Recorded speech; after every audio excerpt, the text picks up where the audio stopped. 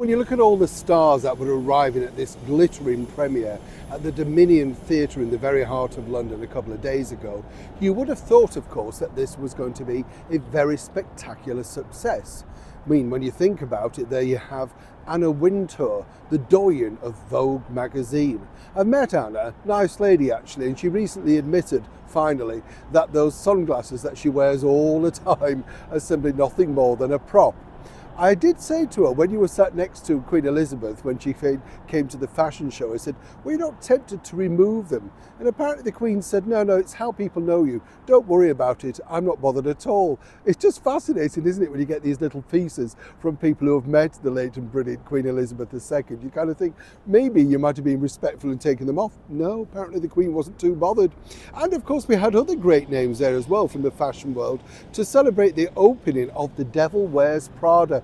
Donatella Versace as well, looking absolutely wonderful.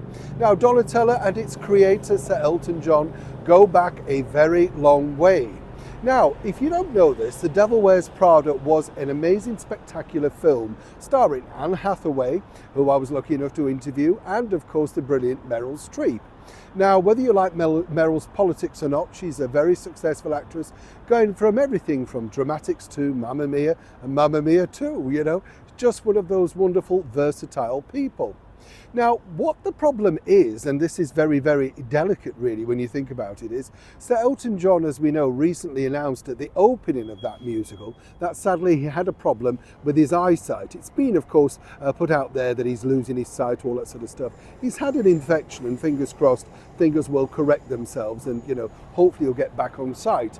As we know, he's not planning to tour anymore. He did the big Red Piano tour a couple of years back, and apparently that was it for him. So musicals were the way forward. But earlier this year, his Tammy musical, based on, of course, the outlandish character Tammy Faye, who was big in the 80s, sadly closed within a matter of days on Broadway, even though it had the backing of the Jake Shears Scissor Sisters guy alongside him as well. So you would have thought it might have done a little bit better.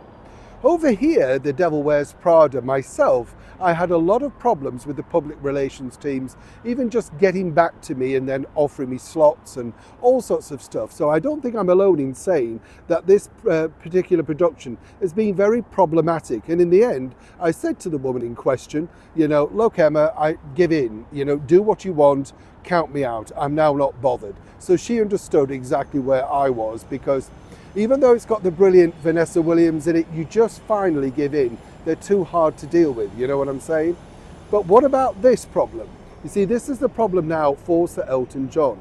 And I would say it's a bit of a difficult one in many respects, because the critics have been less than kind. They basically say it's outdated, and even Sir Elton, with his brilliant musical mastership, can't save this musical. Now, my feelings are that perhaps it's a little bit too long down the line.